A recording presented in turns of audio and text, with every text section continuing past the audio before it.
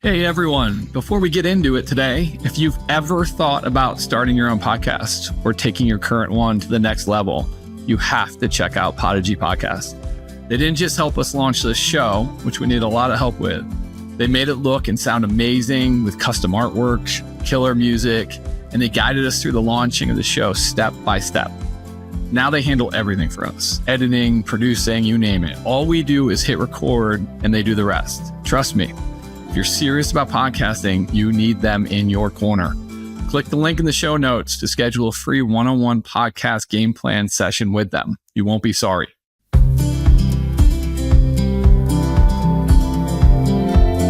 Welcome to the Path Podcast that provides transformative insights for authentic success. My name is Chris Weiss, and together with my partners, Stuart Ferguson and Toby Quinton, we make up True Path Consulting, where our mission is to maximize executive performance and drive personal growth by guiding leaders on a journey of self-fulfillment and true success.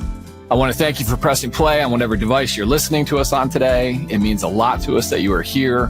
Our hope is that through our stories and interviews, you will find something in yourself, something that moves you to get curious, possibly something that triggers you to take action in your life.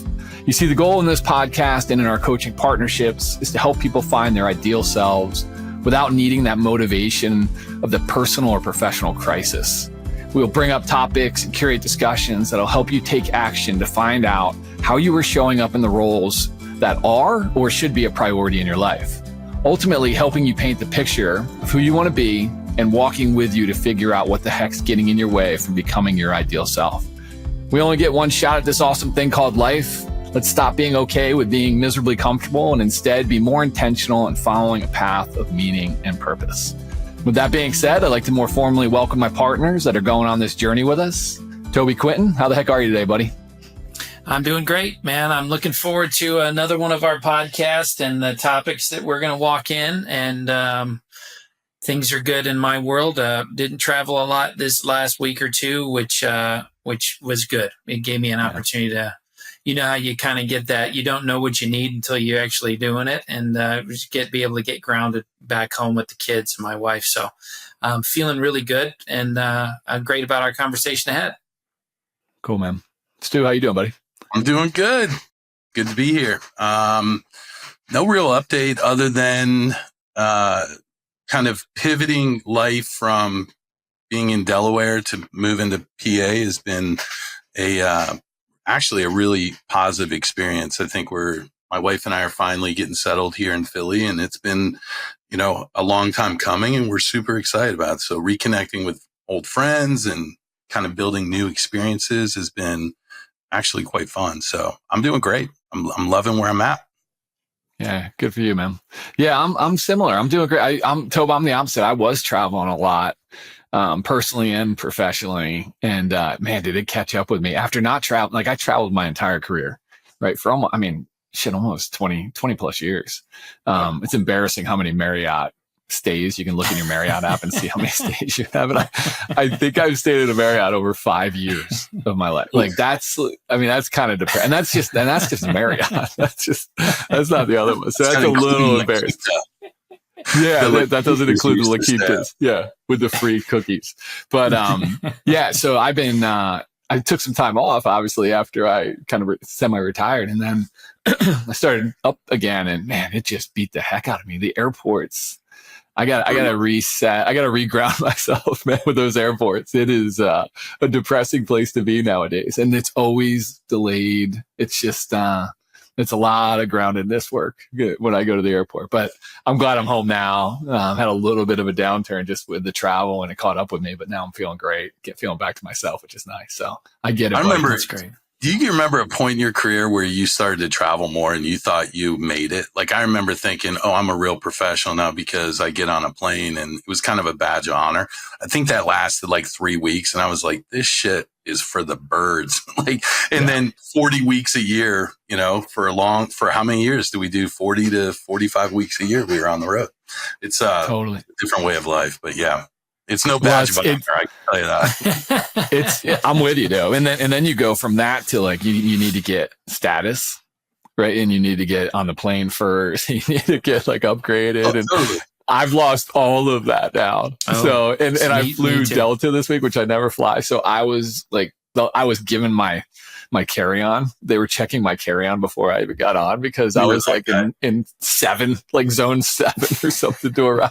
It was the worst, but whatever. It's all good. It's all good. First world problems here we're whining about for sure. But you are right. Once you've got something and then you don't have it anymore, and you're not even Mr. Anybody anymore. You're just one of the people in zone 7. No offense for anybody that travels zone 7 quite a bit, but if you do travel for a living, those perks do actually matter once you have them.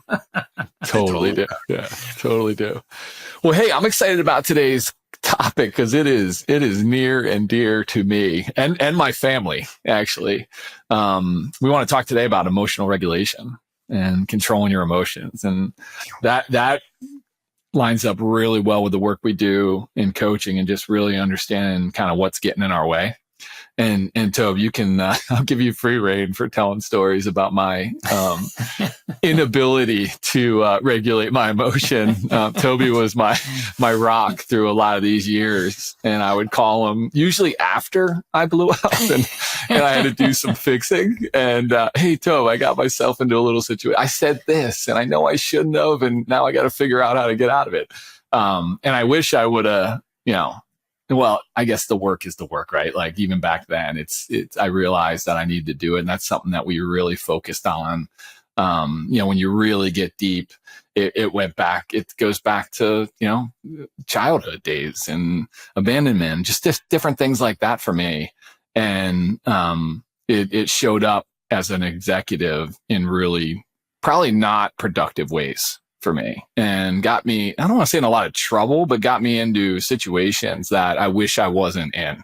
But then I learned from them, and now I'm in a space that I've never felt better. I never felt better in this space, really. There's so much space right now. Dr. Les is one of our old partners and executive coaches. He's no longer with us, but he taught me and he has this German accent. I think I talked to him about before on the podcast. But he kept trying to get me, Chris, you have to look at the space between stimulus and response. And I think Frankfurt said that too. Or who wrote Man's Search for Meaning? Frankl. Victor Frankl. Yeah, Viktor Frankl. I think he said that too, that space between stimulus and response. And Dr. Les used to hit me over the head with that. And he's like, we need to calm you down. We need to get you meditating. We need to slow down that brain of yours. And I've never felt, I don't know if it sounds right, but more slow, right? Like I'm more in control of that narrative that's going on in my head. But I'm just interested, Toby, we'll go to you for it's an interesting concept from a psychology standpoint, from a personal standpoint, from something that you probably see all the time with me when I was your client, but with other clients as well. What's your it's all of us. Exactly. So what's your take when what's your take on emotional regulation? I love it. I think sometimes people might think of emotional regulation as a mouthful, and what does that really mean? And what does it mean to regulate? And but just more broadly speaking, I mean, vulnerability, just the word vulnerability, like how much is that being used these days and spoken about and encouraged and coached around and expected? And so really vulnerability is kind of that tip of the spear of like, if you're going to go there, what's embedded inside of that is our emotions, and how you express or don't is what we're talking about, is really where we are with that emotional regulation. So it's that spirit of like the vulnerability is kind of the act of, if you will, of the authenticity and the emotional components of it all. But how do you really regulate all of that? And Chris, you nailed it on so many fronts. A lot of it it's necessary to know where we came from and the environments we grew up in, of what the impact was, but more importantly, what we see, what the modeling of that. Like I'm coaching people, I'm usually, hey, what's your experiences with emotions? And, they kind of give me that sideways look of like, well, what do you mean by that? And, what did you see? What didn't you see? And where was, the level of vulnerability, the emotional expression, the emotional honesty, so on and so forth on that. And, and to your point, we all are, to Sue's point, like we all have experienced, needing to, wanting to rewind the tape of, if I could go back about 10 minutes, I would have handled this a lot differently. I think, the couple fronts on it all is that some really do need to manage. You said control. I like manage. I don't mind control. I think control is a good word for it, but really just kind of manage ourselves, manage those emotions that happen. And I think sometimes, just like everything else, sometimes you overdo it, sometimes you underdo it.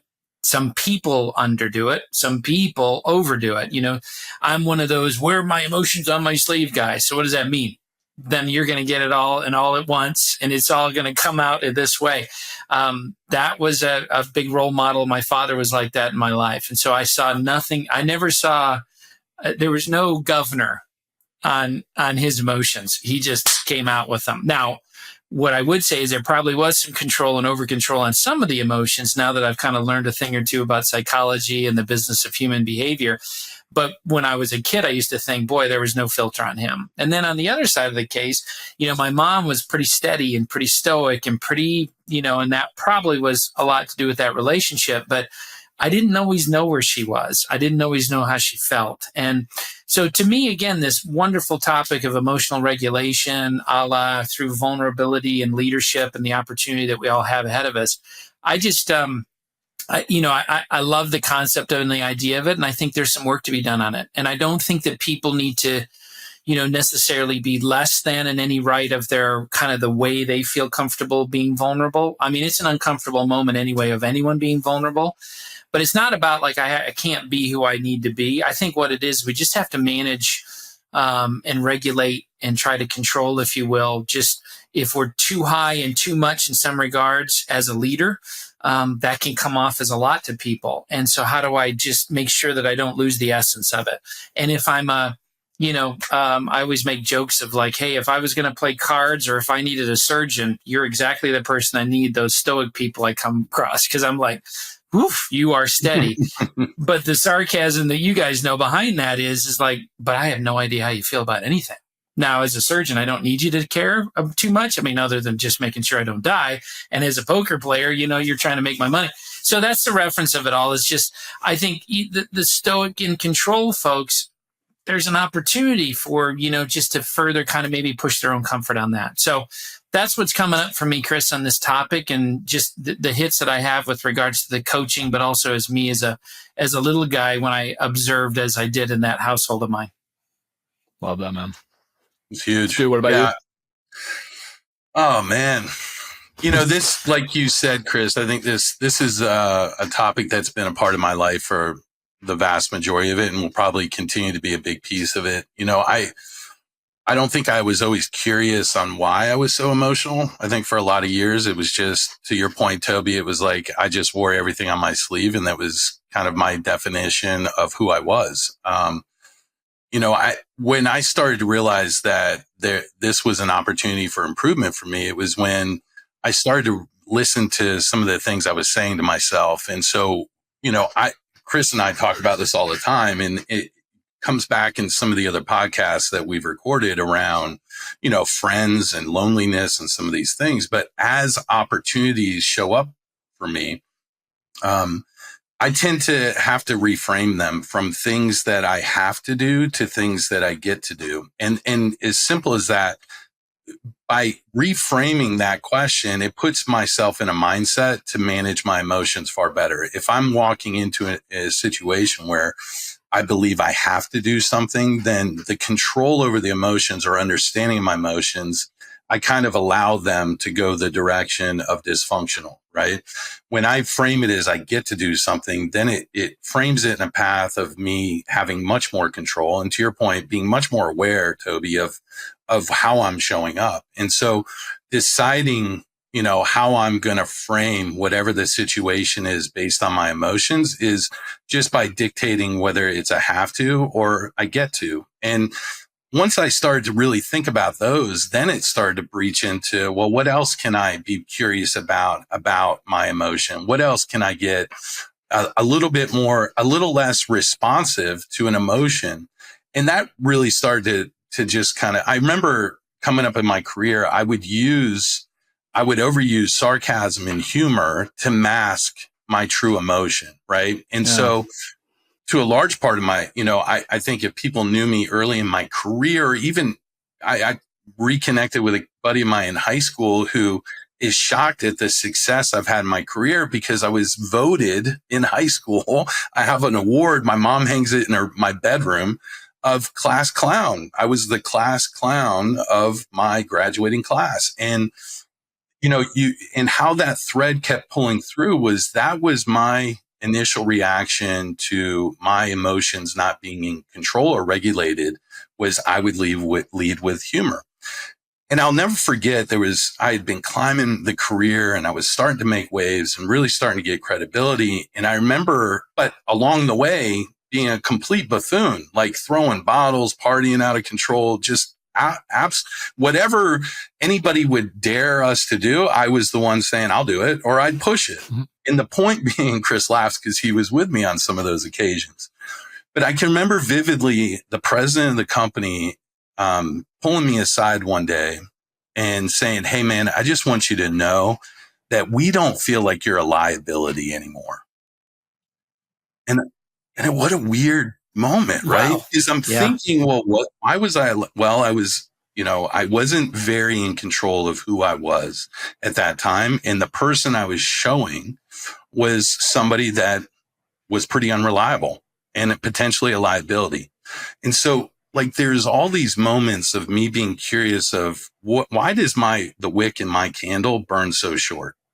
Why am I so quick to move to an emotion without really challenging why I chose that emotion? Right. So to me, without, droning on too long, that ability to understand why I'm showing up a certain way, which is funny and people loved having me around. But the reality was that whole show was a byproduct of trying to hide the emotions I was really feeling on the inside. That's so good. The wick is so short. I relate to that so much, man. Yeah. Toby, I'm interested. And that makes me a little bit emotional because when I look back at my life, my wick was so short, man. I was one disagreement away from freaking out, and when I look back at the impact that had on my life, it was just so destructive. When I look at the conversations I'd had with Joy, and she was just asking me questions or whatever. And I took it the wrong way and I would snap and, and then I'd feel bad about it, but then I would keep it going. Justify it, right? Yeah. I would justify it. And then I would turn it into this huge thing. And next thing I know, I'm I pulled myself away from her and the family for, it could be days sometimes. And what was going on in my head and in my body at that point was just so unproductive and so emotional, but angry. And I still, I look back at that, and Toby, you've helped me through a lot of that, just really understanding where that is. And the guy that takes his ball and goes home, and at any sense of conflict, right? He's gonna show up, he's gonna bow his chest, and then it's gonna be a fight, and then he's taking his ball and go home, and he's gonna retract, and it could be weeks before he shows back up again mentally. And I hope my kids don't have that. Hopefully we've worked through that so they don't have to do it, and we've talked about it enough so they don't have to deal with that. Because when I look back at just how healthy those are the moments that, and not regret, I guess there is a little bit of regret, right? Because I didn't like who I was in that time. But, and I guess I learned from it, and here I am now. I get to kind of pay it forward, but man, was that a tough time in my life. And it was a long period, Toby. It was, I'll leave you with this, Toby, and then I'm interested in your perspective here. Dr. Les, I'll bring him up again. He always used to tell me that I'm exerting too much energy and too much emotion at work. And there's only so much energy. And he put out a jar at one point, and he goes, there's only so much energy you can fit in this jar, so much emotion that you can fit in this jar. And if you're using it all at work to climb the corporate ladder and to be someone that you're not, or whatever, how much do you have left when you get home? Mm-hmm. And then we got back, then it got really deep. And then we went through a 360, and this is when it came up. And he's like, and who do you want to give that energy to? Do the people, and I know you're a leader, and I know you manage offices, and you need to give them energy, those people, but who do you really want to give your positive energy to? And it was to my newborns and my kids and my wife. And yet when I got home, I was depleted and the wick was so short that anything bad happened and I'm freaking out. So I'm just interested. I'm interested in your perspective on that, Toby, if you have any. Well, I think, yeah, Chris, you're an interesting one because anybody that knows you, and certainly those that do love you and have been around you as long as I have now, your energy is infectious in a very positive way. Amen. So I think there's a little bit here, not to do a full coaching session with you or a therapy session on this, but like there's part of also this role you believe you need to exude all this energy all the time. And I wonder, right. Everybody's got a limit to how much they can always be on stage and always be bringing the energy for a group. But there's another part of the emotions and the real rawness of really how you feel under all of that. And so I think that he's correct in so many ways. The infinite energy, the in the jar, I think it's a lot about like whatever people would use as a metaphor, whether it be a balloon, a tire, something you fill up. We as humans continue to fill up ourselves with emotions that we are experiencing through our belief systems and our impact and our moments in time with everybody, right? But what we don't do well enough, and some of us on this call, all three of us probably, don't let any of the air out, right? Like we just don't, and then all of a sudden, that's what these buildups all of a sudden happen is, in a balloon reference, it explodes. And so then all of a sudden, it's, Dr. Joe did that wonderful exercise where he filled up the water bottle. And if you've ever seen him do that with the glass and he puts his hand in it, he walks around and then he puts the ping pongs in, right? And so ping pongs will naturally float to the top. Well, those are our emotions. And he just keeps putting them in there. And all of a sudden you got ping pongs everywhere. And then he did this weird thing where he's shaking everybody's hand in the room, which I thought was like, what's he doing? But then all of a sudden they're wiping off the water. And it was a masterful class moment in time of how it doesn't just impact us, it impacts the people around us. And that our emotions aren't just ours alone to suffer by or to live by or to live by. It's also the infectious nature, like you are in that regard. So to get back to what you were saying, though, is I just think that, again, this is that regulation part. Like, how much are you letting some of the air out of it? And I always, when I'm working with people one-on-one and they give me I knew this was going to happen and I'm not going to be able to hold it back. And all of a sudden they really are emotionally expressive. I'm always asking them, like, how often does this happen? Well, it only happens when it has to happen. What if it happened a little bit along the way? Well, I don't even know how that would look, be, or go, or what are you talking about? Like, well, what if you let it out just a little bit here and there every day? Do you think maybe it would be that big of a balloon at this stage of and again, it's a concept that they can try on and think about. But what if we worked on emotionally expressing our emotions every day in one way or form, whether it was ourselves with ourselves or with the people around us or whatever else. So that's kind of where I'm going with that, Chris, of that, the what to do when, and maybe some opportunities for people, but and it's going to look different for everybody. But I think that the more we store and the more we hide and the more we just cram in there, it's going to blow at some point. Mm-hmm. It's going to happen. So when do you want that to happen? And I always say, hey, your emotions are in control of you. You're not in control of them, just FYI. And that's for everybody. Such a good point. I had to get to a place to where I could give myself permission to be much more flexible in the way that I responded to emotion. Like, to a large extent, there was a part of me, and Toby, you kind of referenced it, which is, I feel every emotion 10 times over. But being able to name it, right? And be able to say, oh, I'm feeling disappointed. I'm feeling angry. I'm feeling scared. I'm feeling whatever it is. I also, by just that moment of acknowledgement, also gives me an opportunity to dictate what I do with it, right? And to your point about letting out a little air, another example of that is like, I'll be vulnerable for a minute. When I first took the retirement, I was home all the time. I was driving my wife fucking nuts. That's just truth. I drive you guys nuts, and I'm with you for an hour a week. I'm with her 10 hours, right? And so with a lack of information or my wife doing her normal deal, I started to manufacture stories in my head, right? And that then starts to create an emotion. And I'm starting to say, well, I'm in her way. She doesn't value what I'm going through. And I started to put all this shit on her. And thankfully, it was all in my head and not out of my mouth, because that's the last thing she needed in that moment was judgment. And it was me projecting judgment on her instead of learning to deal with the emotions that I was feeling about me. And so to a large extent, it was like, wait a second. It's like growing up, we all read, or at least I did. This might tell you how old I am, where you get to choose your own ending in a book. How cool was that? I mean, those books were awesome. I see them at the thrift shop. I want to buy them.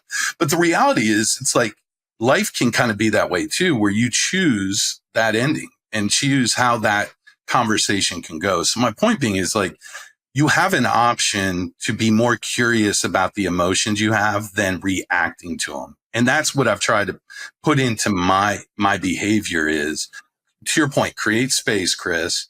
But in that space, choose how I want to handle the moment that I'm dealing with. And more often than not, it's not that I'm pushing emotion down, to your point with the ping pong balls.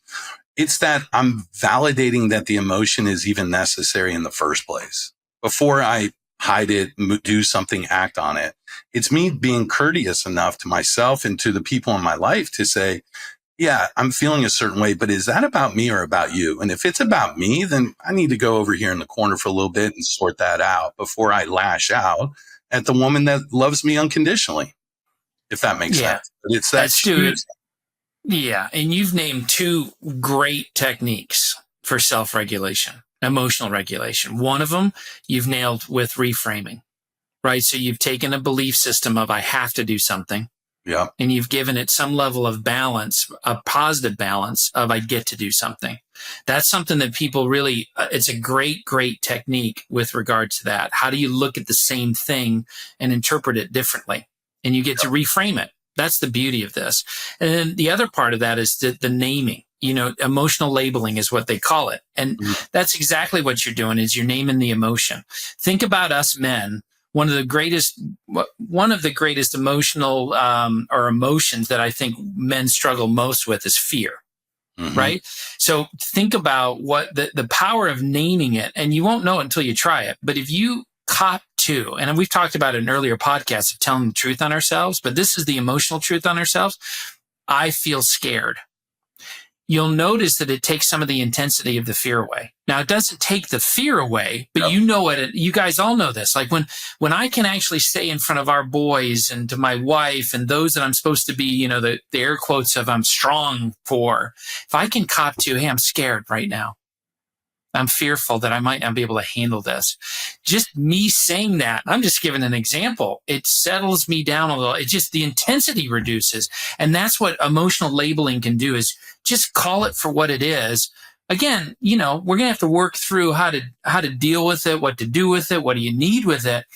But sometimes those little steps, and it's certainly when it comes to emotions, letting air out and doing this and naming it or reframing it from a balancing, how do I look at the same thing differently? Great technique, Stu. Very, very good. Thank you. Yeah. And Chris, I want to hear your point on this. I just had to give myself permission that being the first to answer or the first to action isn't always the best. Right. And so whether I'm in a conversation with my wife or in a disagreement with one of you guys, one of my partners or anybody, that having that banter where it's about pace of feedback and pace of dialogue, that has always been valued in my career growing up, about having the answers quickly and being able to respond and being on, and when it comes to emotions, I applied the same skill to that. And what would end up happening was I would let the emotion out and then explain it instead, and make it land the way I wanted it to, even if it was an ugly emotion. I could wordsmith it to land better, right? And that into that energy of realizing that no, the wisest people I've ever met speak the least, and they speak more intentionally, and they are not driven by emotion. They're driven by content or the complexity. And so I started to realize, well, that quick-witted guy that you wanted to be, it doesn't necessarily apply all that well when you're navigating your own emotions. Like that's a place for grace, a place for reflection. Yeah, I love that. It's when you talk about letting the air out and talk about fear, Tob, I mean, leaving a company after 25 years, I mean, I was scared shitless, right? Sitting across from that table from you, Stu, like not really knowing what I needed Favorite to do. restaurant? Yeah, my What's favorite your restaurant. favorite restaurant? I actually brought that up in the speech today that you took me, or the other Oh day that you God, took me to this shithole restaurant, and we sat in the middle of the I knew you wouldn't want restaurant to be there long. as I'm crying because you're repositioning me. Look at us now, right? But I mean, at that moment, I think those tears, that fear was just overwhelming in that moment, and it continued to be for a while. I was able to, I don't know if a walk is a letting the air out for me has been just getting out in nature and walking. And that day I walked, for 3 hours around Annapolis, and I called Joy, and she was so supportive. And I called my dad, and they were reframing for me what opportunity I have in front of me, and with their support and guidance and so on and so forth. But since then, I mean, this whole journey has been super scary. Right? Oh, yeah. Like the little 6-year-old boy that's saying, hey, you're not enough, man. Why are people going to listen to this podcast? Why are people going to want to be coached by? Why are people going to, go to this program that you guys are building? And I have a thing on my desktop, on my monitor, just relentless forward motion. And it's just that constant reminder, like, just keep moving forward and don't succumb to the fear. But to your point, Tob, like, label it and realize that's what it is. And I'm not that 6-year-old boy anymore, and I do know how to get through this, and I will get through it. And, I've had the opportunity and the privilege to kind of take walks with my wife regularly now, and our 2 little dumb Bernedoodles that everybody says are cute. And I was supposed to get a big one, but it ended up being a miniature one. And it's just embarrassing when I walk with them. But anyway, that's a whole other story. That's a whole other podcast. But we walk together, and we get to I get to share this stuff with her. Like, she gives me, I don't think she realizes it. I probably should, I'll share this with her before she hears the podcast. But, she just gives me that grace, Stu, to just vent and to be fearful and to talk about it and to talk through it. And it's everything I've needed. And that support to be like, hey, we got this, and we're doing this together. And that takes the fear away as a man, right? As the breadwinner, as all the things, all the labels that I put on myself that give me expectations in this life. I've surrendered to it, that fear. When I'm able to label it, Tob, to your point, I'm able to surrender to it too. I get to work towards that surrendering moment. And that's been an absolute game changer for me. Are there other letting the air out techniques that you guys use? Yeah, listen, I think you're hitting on one, just to kind of dive in again on another, technique that you guys are using that I think the audience needs to pay attention to. And that's that grounding technique. I mean, you basically, that walk for you, Chris, is your chance to get grounded and totally to reflect, and meditation and mindfulness are all parts and pieces of emotional regulation. But I think there's something too, and you think about it through COVID and whatnot, the walking meditation, whereas we were so kind of stuck that I know all of us did. And I'd take walks, but like 5-mile walks is what I wasn't doing. But during COVID, I remember Kath and I would go just for day. The dogs loved it. And we were out walking around, and it's a groundedness. And I think that there's one that I do with people I work with, and when I say, hey, take a walk and then pay attention around what's going on around you, and that's part of this groundedness, part of that surrender, but also to pay attention to the senses. And it's called a 5-4-3-2-1 exercise. If you guys, I know Stu knows that because part of our conversation, and so 5 things you see, 4 things you can touch, 3 things you can hear, 2 things you can smell, and 1 thing you can taste. Yeah. So, at the end, you might not taste anything, you might have to, go into the kitchen when you're back. But if you can really access, it's a cool exercise I learned about long ago. And it's really just kind of getting grounded to the environment around you. And you might say, well, what's that going to do for me? Again, it's kind of one of those notions of what you might be able to let go rather than what you gain from it. So the doing part might be what you're able to really process or let go of. Maybe this, intensity that you were having and feeling about the emotion that you're carrying. So, that's kind of one of those exercises and things that I definitely walk people through. And and was fortunate enough with one of my partners on this call to encourage him to do that. And boy, did he take it and walk with it, which was awesome. Walked a lot of miles. Hey, just to add to that, that was going to be what I was going to walk into, was what you gave me. And I think at the essence of that tool or that methodology is the art of being present, and to really, when I get emotionally off, I'm frantic in the brain. I'm frantic in my behavior. I'm responding versus intentionally acting. I'm just, in that the art of the walk was really based on the fact that I could have all those crazy thoughts, but with each step and, each hike or what have you, my attention closer and closer came back to where I am right now. And that old adage of be where your feet are, had always been the goal for me to get back to regulation, was to get back to presence. And where are you? Are you safe? Should you be scared? Is there something to fear? Right. And all of these things. And what I love about the 5, 4, 3, 2, 1 method was, by the time I got, through the 5 things that I see and the 4 things that I touch, and I got to the 3 that I hear, guess what? I'm no longer consumed by the emotion of where I was. And so I think it's these tricks that kind of pull us out of that chaotic thinking that allows us to regulate that emotion. And, I'm so sick and tired of being remorseful for my behavior. I'm tired of apologizing at 52 for not being able to manage how I am filtering information. And that's really all it is. And not being regulated and not being aware doesn't mean I'm not going to make mistakes and I'm not going to have blow up moments. But at this point, it's like I have a responsibility and an obligation to be centered, to find that space. And that's that. I'm on the hook for that. So when that emotion sparks up, the quicker I get to being present, the quicker I get to being where my feet are, give me the strength to be able to have those other conversations. But I think it's a great walk-in, Toby. It's one that I still, after we talked 16, 18 months ago.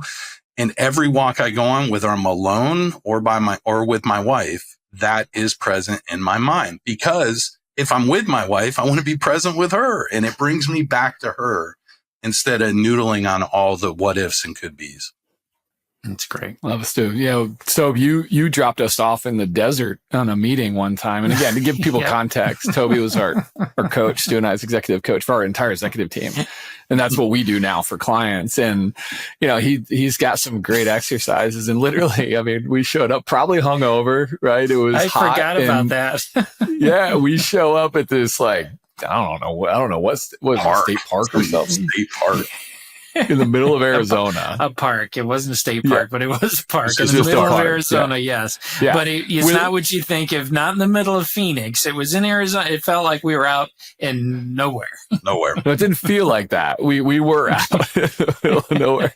And then we met under a pavilion, and we had a groundedness moment under the pavilion. And by the way, I'm in jest. I'm kind of making fun, but I loved it. This was awesome.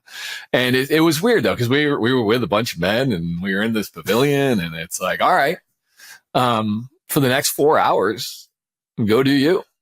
Go walk, go hike. You can pair up. You can talk about things, but like exercise your brain, exercise your body, exercise your relationships with people. And it was an unbelievable moment, man. It really was. I ended up getting a little run in because I just needed to get some energy out, me and my energy. And I ended up talking with one of my good buddies that just felt a little distant from. We ended up hiking up to the top of this mountain together. And then, we split off after that, but we had a moment there. And it was just talk about being with your feet are, Stu, and your guidance got us there. So yeah, walking was a huge one. The other, we glanced over at mindfulness and meditation. That's been an absolute life game changer for me, a meditation practice. And I know a lot of people are, it's still kind of like, oh, how do you meditate? And there's a lot of just things, but that's actually changed my life. I actually got Joy to do it now, and it's grounding her and getting her to slow down. And it literally slowed down my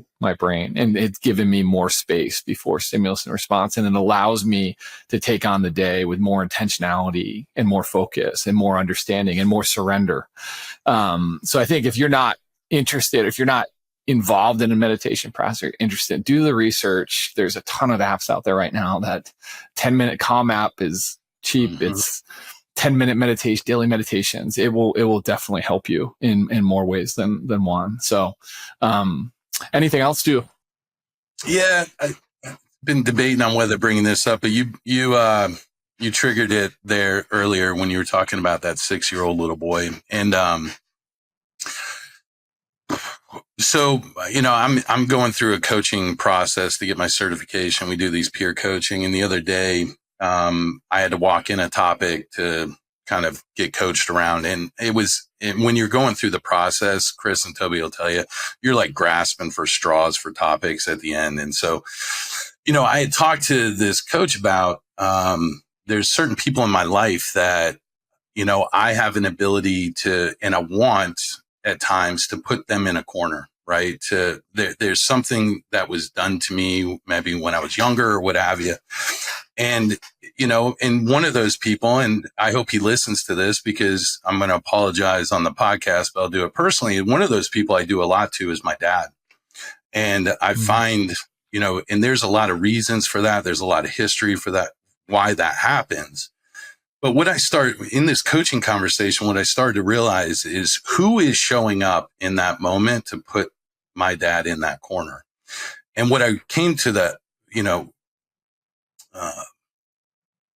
emotional understanding is that 8-year-old boy was showing up and he wanted to be heard and he wanted to fight. And so there's these things that are in our past that impact this emotional regulation. And what I had to get clear about, and after this session, I reflected on it quite a bit on a walk, and I had to give myself permission that the 52-year-old version of me is just competent enough to handle these things, that the 8-year-old the 52-year-old doesn't need to be protected by the 8-year-old anymore. Right. And so when my emotions are way off like that, there's usually something getting triggered within that 8-year-old. And that 8-year-old is showing up to defend itself for whatever reason. And so I share that with you because I wrote it down. The aha for me in that moment was I didn't need him to show up that way anymore. I didn't, right. I'm in a different place. I'm in more control. And I had to have that conversation with myself. So I share that with you. And again, vulnerably, because I don't want my dad in a corner anymore. I don't feel the same way about my father as this little boy does. And so how do I give permission to the 52-year-old to take control? And that's really what emotional regulation has really been for me over the years, is realizing that I'm competent and capable today to handle who I am and that I don't need protection, if that makes sense. But it makes a ton of sense. Yeah. Well, Toby, before we jump in, I mean, you helped me with this, man. That's the same thing, man. Like I had, issue when I was a child, and my parents just did the best they could, man. Right. You know what I mean? But how a 6-year-old interprets that is sometimes weighs on you. And mine big thing was abandonment. And when conflict happened, whatever, I thought people were going to leave me. So I just left them first. Yep. And I reacted quickly, and it usually wasn't an appropriate reaction, and I moved on. And the problem is, and when I realized it was a huge problem, is like I was just waiting for Joy to leave.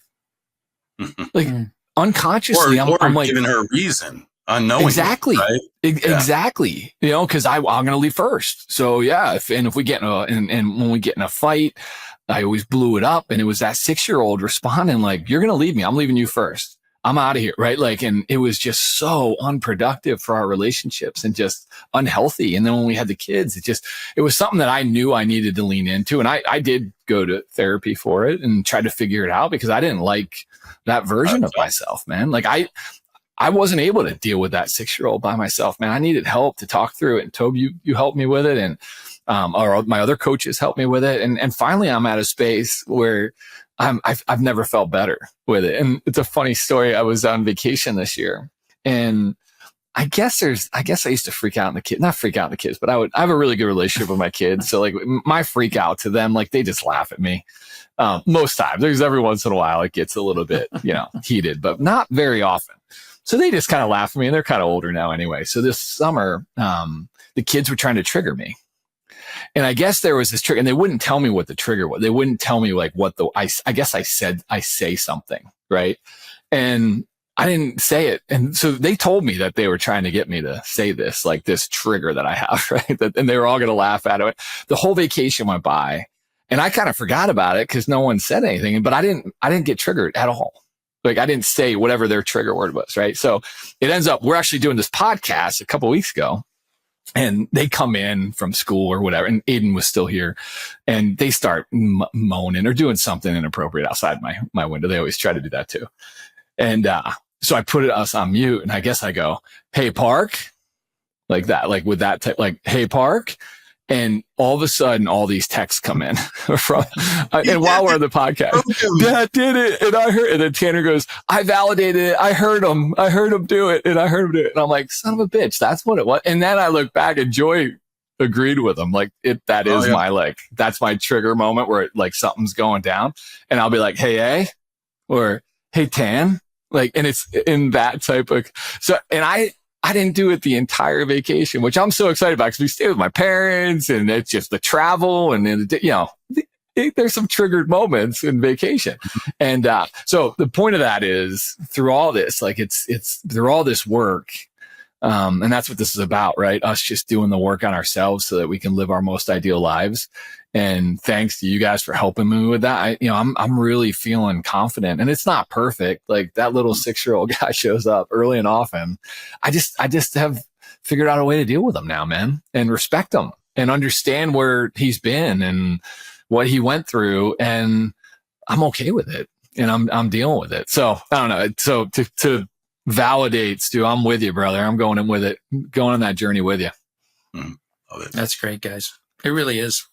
I love what you said. I don't really have much more to offer on that. I think it's just important for all of us to, that's the work, and that's the, why people don't maybe do enough of it, because it does take work, and it takes an intentional, time with ourselves through meditation, through walking, through whatever it is, to just have some tenderness and some compassion and some patience with our little versions of us that are all alive and well inside of our bodies. And it's not a mastery thing. It's just a management thing. It's just making sure that we no longer make it as, wildly uncomfortable that I'll never visit that little boy. But more importantly, I'm going to go visit him and visit him often, and maybe give him what he didn't need, but also understand where a lot of these emotions and these triggers that for us happened. And, so I think it's brilliant. I appreciate you both vulnerably sharing parts. Thanks, Stu, for really leaning into some real near and dear stuff. I felt you. The irony of this call is I've felt both of you guys on this call. It's been really, can I pivot one just because I think there's the flip of this emotional, the other side that we walked in at the beginning. And I just want to touch on too, is that because we're all highly emotional people.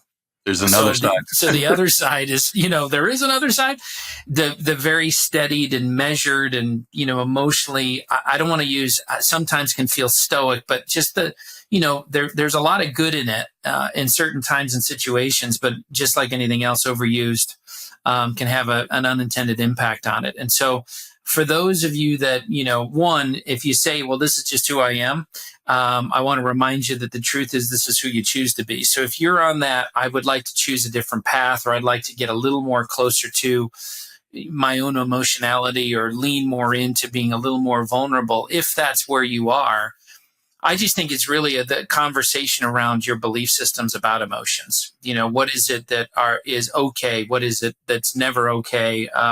What are your, very similar to us emotional guys, what's your journey with emotions and what you saw and what you didn't? Some of our childhoods, it feels like, when I hear stories about people's lives, and I'm fortunate and grateful to hear a lot of those, it's kind of like a business.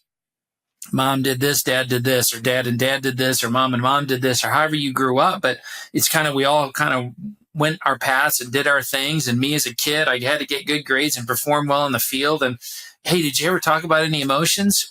No. I mean, but we loved each other. I don't think that you didn't, but there wasn't ever a real good modeling of that. And so you learn early on that the emotions are maybe, third or fourth most valuable thing in regards to performance and outcomes and, those things.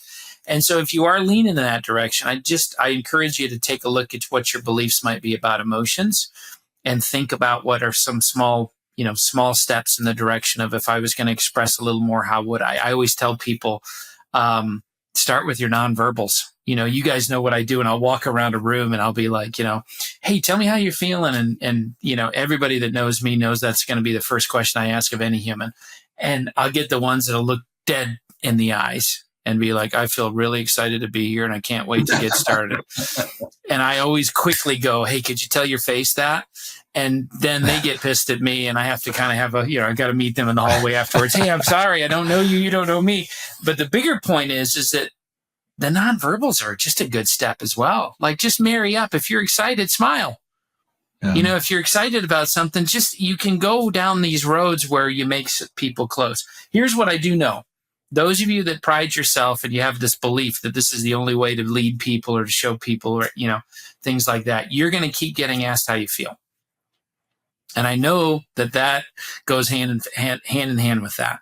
So if you don't want to keep being asked how you feel, then what's required is you're going to have to show me how you feel. You're going to have to tell me how you feel. So it's just one of those things where, there's always too much of one thing or not enough. And I think the goal for all of us is to make sure, in that spirit of walking the path and doing the work, is, how do you want to continue to evolve and continue to grow? And then that's where I would go and where I'd be coaching people around and how they should coach themselves around that kind of notion of being a little more expressive. Love it, buddy. Thanks for the pivot, man. Man. Part of our audience, Toby, to your point. I mean, there's a lot of people that I know. In fact, I think my wife would identify with that, from a stoicism behavior, from an emotional sharing thing. Yeah.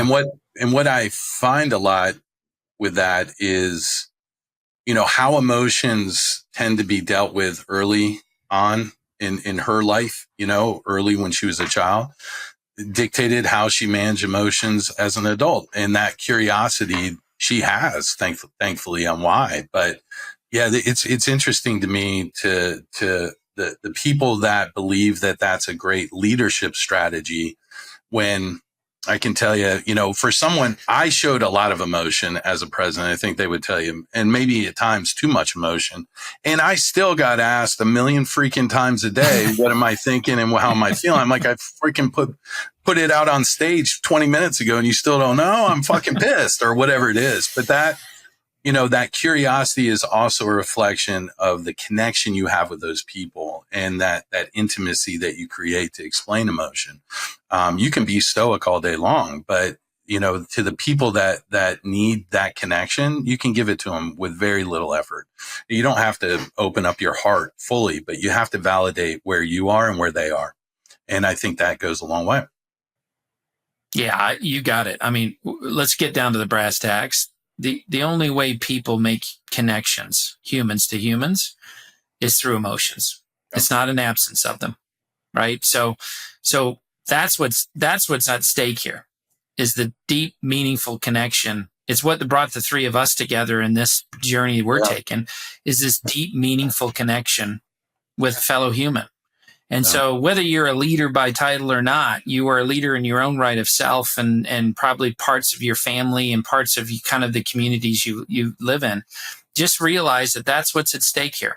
And you got to kind of, what do I want out of this? And what am I willing to be uncomfortable doing? Whether it's to be a little more emotional or to manage my emotions, because I've been on the back end of where emotions can be abusive. Yeah. And it doesn't feel right, and it doesn't connect, and it makes me run for the hills. And then on the other side, I've been on it like you guys. I mean, we all married incredible humans, and we've been on the good side of their love, and there's nothing like it. And with our kids and everything else. So it's that's why emotions are such a hot topic, because boy, in one right, you can feel like you can do anything in this world, and you feel so grounded and you feel so safe. And on another side of the coin, with emotions, you can feel incredibly unsafe, incredibly alone, and scared. And I love that it's both, to be honest, as bad as that may sound, because it just makes what makes all of us so interesting, and it makes this human condition so fascinating to me. So, but I appreciate it, because I've seen it on this call, even on this podcast today, is I've seen the gamut of all those emotions and some of those previous experiences of the fears and the happiness and the angers and the joys. And to me, that's what it's all about. That's awesome. Well said. You ready to wrap it up? Stu, you got any final thoughts? No, thanks. This is a great topic. I appreciate all the topics that we ever talk about, but this one resonates probably more so than most. This is an area that will always be something that I'm thinking about, working on. And, I just invite more people to be curious about why and how they respond the way they do. And I think that curiosity takes you down a really cool road of self-discovery. And, for me, and just to close the loop, I had to, and whether Toby might extend this call by another hour, but there comes a point where I had to tell that 8-year-old little boy to shut the fuck up. And I had to look him in the eye and say, I'll love you and I'll come back to you, but you're no longer helping me. You're no longer helping us. And so that power to take back that voice was really important to me. I love that little kid and I love why he shows up, but there's an appropriate time to show up. And I had to take control of when that voice was louder or more muted. And so I just want to encourage you all to be aware of it, but you also have some obligation to control it and to manage it to a large extent as well. So that's all I got. Thank you. Great topic today. Yeah, I love it. Thanks, guys. Thanks for this. Thanks for all your help with me getting to this place. I'm with you, Stu. This is near and dear to my heart because this has been something I've been working on literally my entire life. And I can look back and smile and not say I arrived, but say I'm doing a lot better in this space. And there's a lot more space. And you know what? Dr. Les would be super proud of me right now, man. And he would be giving me one of those little Hungarian hugs that he doesn't let go. And he just holds on to you. And I would hold on just as tight back to him because I'd stay in that moment and just like accept his emotion and accept his love. So I'm really proud of that. But thanks for this. This has been a great discussion. Hey, thanks everyone for joining us on the path. Remember, every journey is unique and every step you take shapes that journey. Keep exploring, stay curious, and give yourself grace as you forge your path. Until next time, stay true to yourself and keep walking the path. Have a great day.